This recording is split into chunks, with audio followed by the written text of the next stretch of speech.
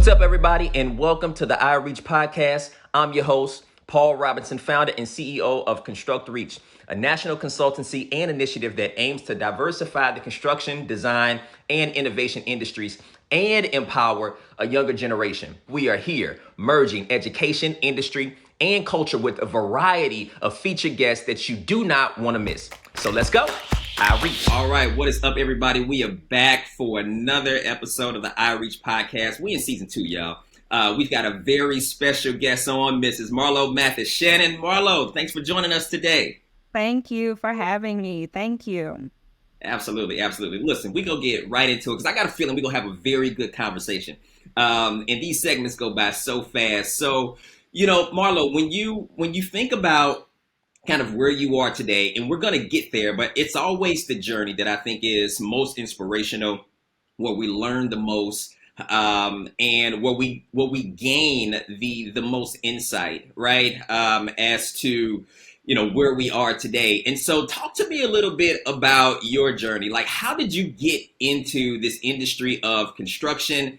And then walk us through that to where you are today. So I got into this industry. I actually distinctly remember I was driving to high school in downtown Birmingham, Alabama, and the roadway system there was just like terrible. I was like, this is ridiculous. And I called my mom and I'm like, who designs like these roadways?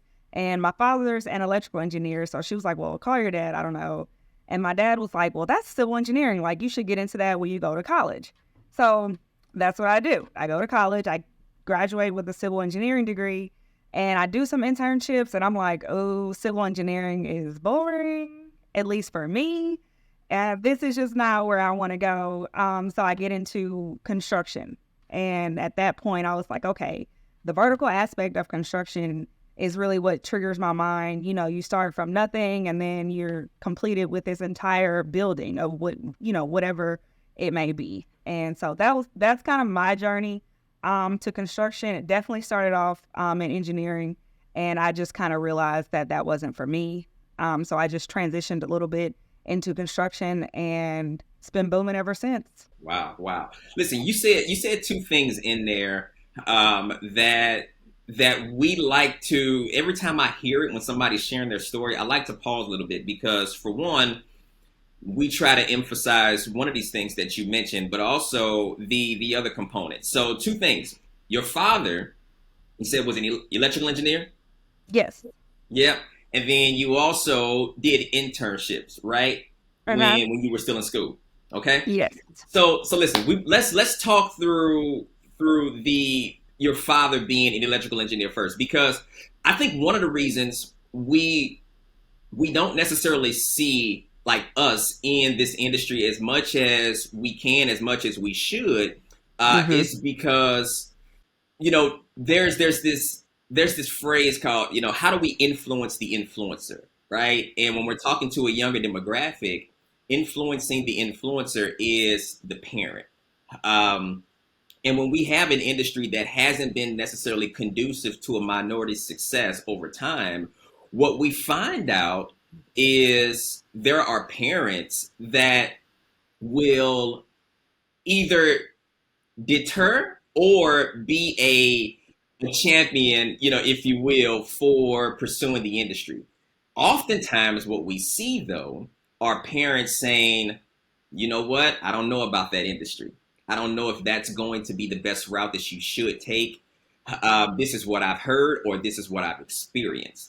And parents' words and their opinions, they weigh a lot on us. Even if we're trying to do our own thing and we think we're grown before we're grown, right? Like what they say, it still sticks with us, right? And so what we've seen is parents either being an organic, right, like entry point into the industry, or a strong voice to say, you know what, there are better options for you to go. And so having a father that was an electrical engineer, and when you think about construction, I mean, it entails both. It entails design, it entails engineering, and the actual building of structures. So when you have a father who, necessarily falls into that sector, how big do you think of a role that played with you pursuing this industry of choice? I mean, for me, I think it played a big role just because my dad has a very technical mind. Yeah, And so growing up, it was, allowing us to break things and put them back together to yeah, challenge our technical mind, allowing us to damage things that were of monetary value, yeah. He's a good dad. but being able to sit there and help us, Yeah, me and my brother, put things back together and figure out how something works, or the inner workings of a watch, or what makes this tick, or anything like that. And that's kind of how my childhood was. I mean, my brother graduated college with a physics degree. I'm nowhere near as smart as he is, but just those are the kind of things that went on in our household, just allowing the mental freedom of, hey, I have a technical mind, and my children need to develop that technical aspect in their mind, so that they're not just looking at something and saying, oh, that's what it is. They know the inner workings of how to build it, how to reconstruct it. And although electrical engineering was not my deal, or physics or anything of that nature, I still definitely think that having that technical mindset, when we're getting an engineering degree and then even moving into construction, you've got to kind of understand that X piece plus Y piece is going to give you Z. You kind of have to understand that you're not just looking at Z. You've got to kind of see the background of, okay, this is what I see that's going to be the finished product, but what are all the pieces that it takes to get to that particular point? mm. Yeah. No, that is very good. The second thing that you mentioned when you were telling your story is that you did internships, right? Or you did at least one, and that was in the civil engineering right lane. And during that internship, you realize, you know what, this not for me. I'm gonna go a different direction. Um, I think that that's very important, though. One of the things that we like to be a proponent of as we go and we try to introduce construction to a younger demographic and get in front of them before it's actually time for them to be working adults, right? We like to meet them at what we call kind of the first major intersection of life when you're transitioning from adolescence to young adulthood. It's best if you can go into adulthood with an informed decision, right? An informed idea on what you want to do. And I think internships allow you to do that, right? So tell me some of the things, or just after your internship experience was over and looking back on that, how valuable was it for you to not just discover what you want to do, but what you didn't want to do? Well, I think that I actually did my internships. They were required by my university, so I did them my last 2 years of school. But and I actually did them with a relative of mine has a civil engineering firm, and so they were able to kind of get me in there so I could really get my feet wet. And at the time, they were working on a project for something in Jacksonville, Florida, and I was just like, oh my gosh, just the tediousness with civil engineering. You're doing a lot of designing and things, and they're having to put their stamp on things. And for a while, I was like, I don't know if I want to be putting my stamp on this, because then I'm liable if something happens. And I was like, I don't need this kind of pressure on my life at 20. Like, I just don't. I don't need this kind of pressure in my life. I'm not gonna be doing that. Oh So, man, yeah. after doing my 2 internships with them, and just kind of, realizing the level of liability that civil engineers have, Mm, I just kind of was like, I need to pivot and redirect. But what can I do that I pretty much already know how to do? It's yeah, just a different avenue of that. And I think those things are important, to have people behind you and people who can stand for you, to kind of say, well, that's cool. It's not for you, but you can still use what you've already learned to mhm, transition into something else, where you can kind of just keep the ball rolling, where you don't necessarily feel like you're starting over after 4 years of school or something, which I think is important for young people, because, you come out of school thinking that this is what you want to do. And like you said, internships are super important, because that is really where you find out if this is what you really want to do. And if not, absolutely. you just got to pivot and keep it moving. Yeah, yeah. No, that is good. So you would say that your education and your experience up until that point, kind of on the engineering side and the engineering track, was those were some things that were transferable as you kind of pivoted a bit to go into construction. Oh yes, absolutely. I don't think that I would have chosen construction um if it wasn't applicable to what I had already learned. School was not I was not a champion for school. So it definitely learning something new all over was not on my mind at all. Yeah, but you know what? I'm glad you said that because, I think some kids feel that like they have to be this champion of that, and it doesn't necessarily have to be that, in order for you to find a successful career pathway. No, I completely agree. I think coming from my household, my brother really loved school. And I kind of was just more like, I have to go to school. So, I have to go and I have to be good at it. And so that's just what I did. But I didn't necessarily like it. However, when I made sure to find something that I actually loved and wanted to do. I mean, growing up, I wanted to be a sports broadcaster. And then when I started in high school and we had to read all these books and it was literature this and literature that, and I don't like reading, so I was like, oh, this isn't gonna work out. So I had to make the transition into something that was more math based, which is where I also was like, okay, well, engineering is probably going to be the best way for me to go because it's more math based. I don't have to read a lot of books. I think it's important for people to find what works for you. Like everybody doesn't have to be a science buff or a history buff or whatever, but you find whatever it is you like, and then you kind of just explore in that avenue. Yeah, man, that is so good. I'm glad you said that. Because I think you should. You invest in yourself. Discover what you're good at, discover what you like, discover what you don't like. Knowing both is very important. And knowing what you have kind of a natural inclination toward, or a natural gifting for, is very important. What do you pick up easy? What gets your interest? Are you in a room and you pay attention to certain things that other people don't pay attention to? Right? Like start to peel back the layers and understand, okay, well, are there vocations that line up with where my interests are and where my gifting is? I think that that's very important. So I'm glad you got a chance to speak on that. No, thank you for that. That'll help somebody. Some kid I to get hope that. so. Yeah, yeah, yeah. So listen, so you're in this industry now, that I think we can both agree on that needs to look more like us, right? It's been a long-standing area of opportunity for the industry to be more conducive to a minority success. Um, but before we kind of get into what you want to see, let's talk through this industry that you are in now, and let's let the pendulum swing like both ways.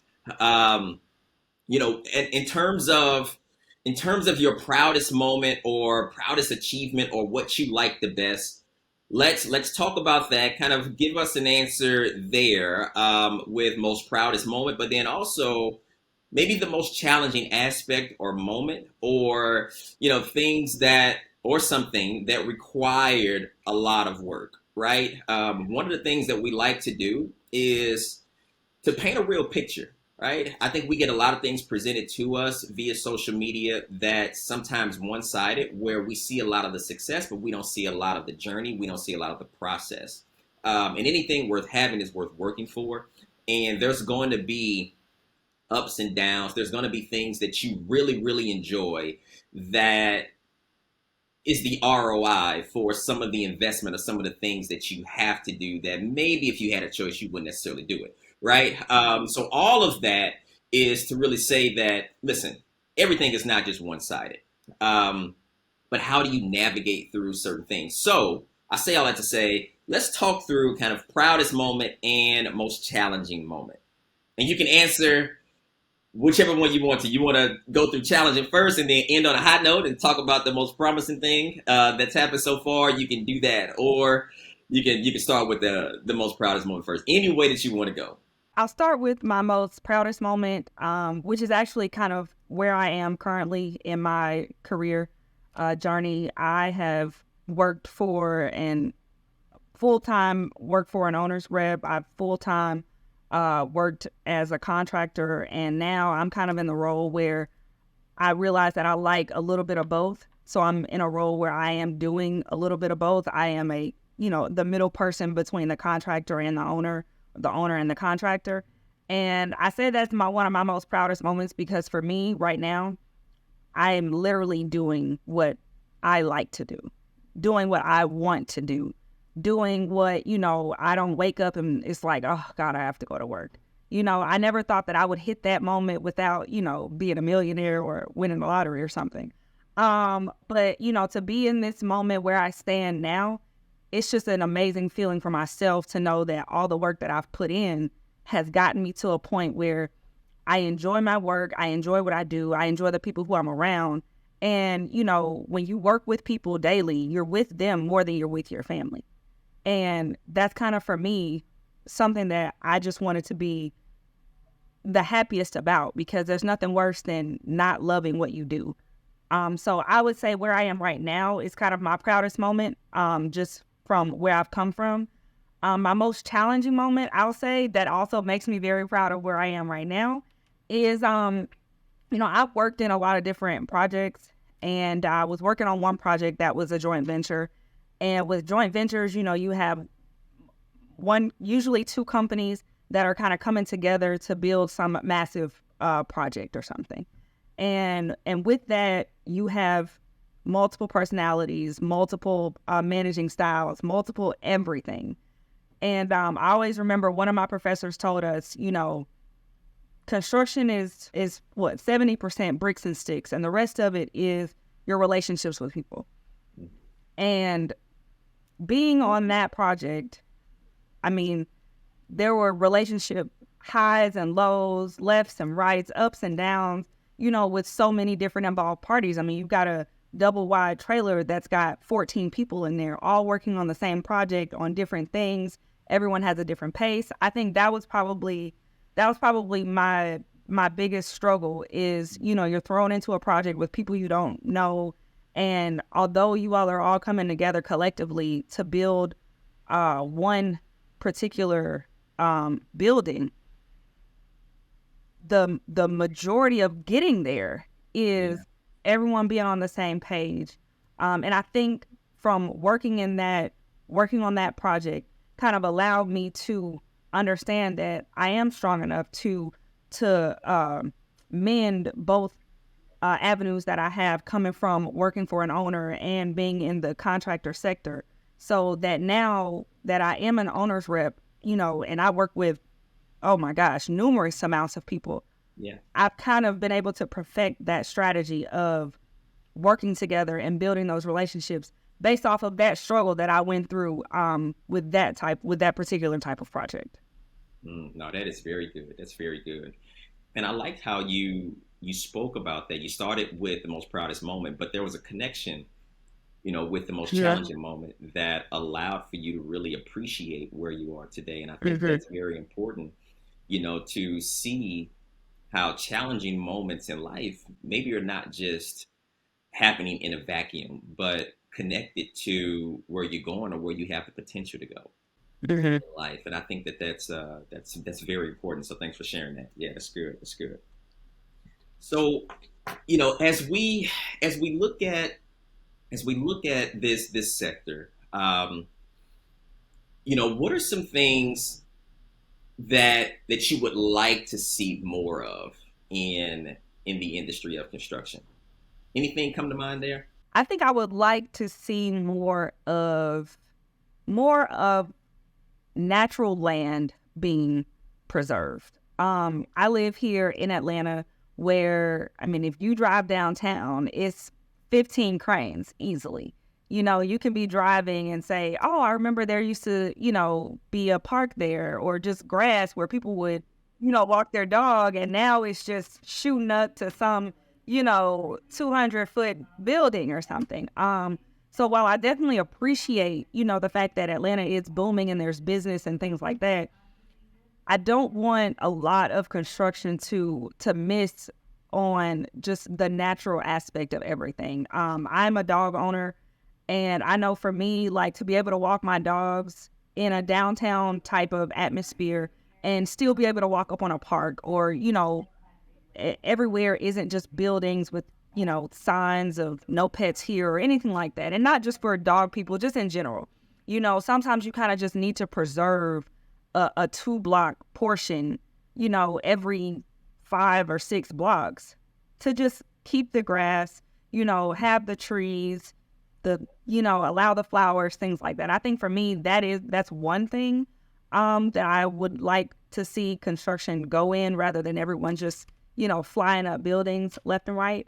I think the other thing is more small business, massive opportunities. Like, Atlanta has a lot of small businesses, but when it comes to, a lot of your big development retail spaces, a lot of those don't always go to, small businesses that are flourishing, or they're priced out so high to where your small businesses can't always afford to get in there immediately or anything like that. So I think for me, as they're putting up a lot of different developments all around different cities and everything, I think that it would be great to begin to curate a lot of that is strictly only for, your small businesses. You think of someone who wants to have a startup.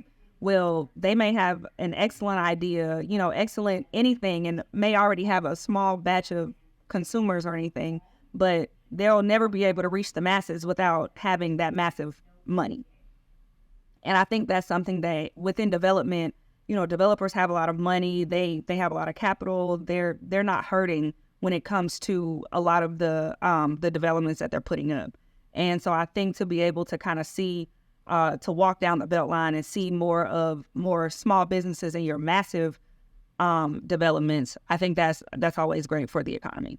Thanks for sharing that. So listen, got a couple of questions here for you before we wrap up. This time goes by so fast. When you think about this industry, because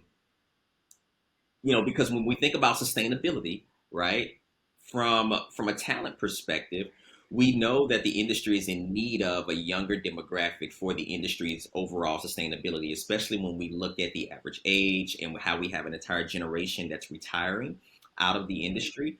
But we also know that this up and coming demographic is the most diverse that it has ever been, right? So when you think about construction and still trying to be an industry and a career of choice, and trying to, combat maybe just previous years or what have you, and overcome those things, what are some things, or what is one thing about the industry that you would want young people to know that they may not know, that they need to know?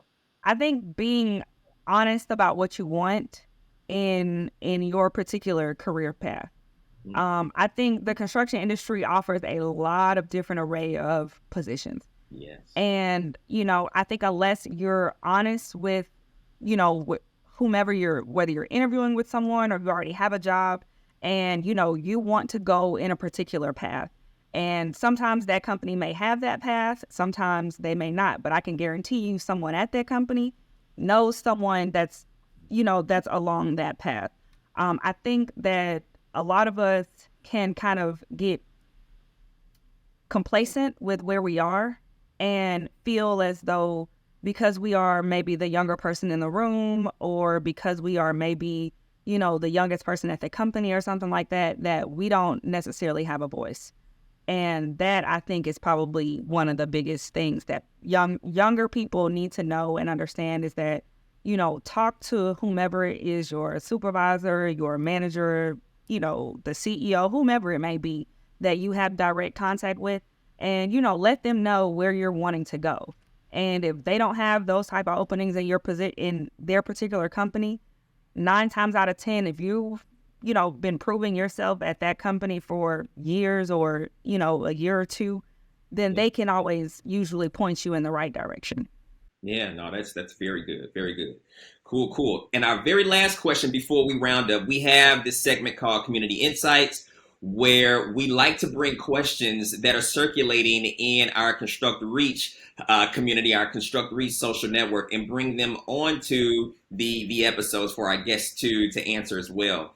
So the question that has been circulating is this. What's one tool that you use to stay focused on your goals and dreams? How do you keep the main thing the main thing? For me, it's representation of who I am and where I come from. That kind of keeps me going to know that, where I went to college, no one's ever going to be able to say, oh, she went to that school and she turned out to be nothing. I went to an HBCU, and for me, representation is everything. And I'll never want anyone to say, oh, well, she went to FAMU, but she didn't turn out to be anything. No, that'll never be the case. So for me, it's my representation of where I am, well, where I come from. And that is a huge portion of my life. And it's a huge portion of my family. Majority of my family members went to HBCUs. And for me, it's all about representation. Like anytime you see me, you'll know, oh, she went to a HBCU and she's representing. She's stepping out. She's no bum, nothing. So that's what keeps me going. I can't speak for everyone else, but that's what's going to always keep me striving to the next job, the next raise, whatever it is. Because when you see me, you're going to know, fam, you got it going on.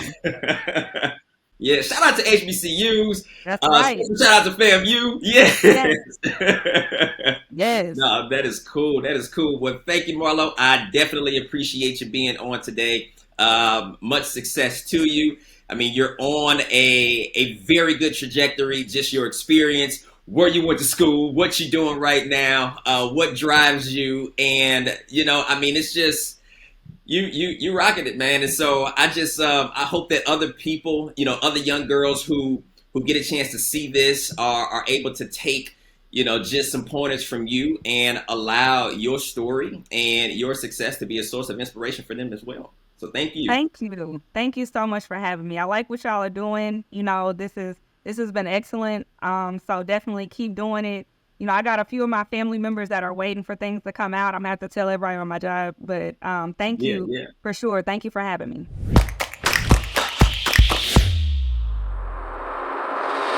Thanks again, everybody, for tuning into our show. Remember, like, share, subscribe to the podcast, and join the movement as we reach to build a better future that we can all be proud of.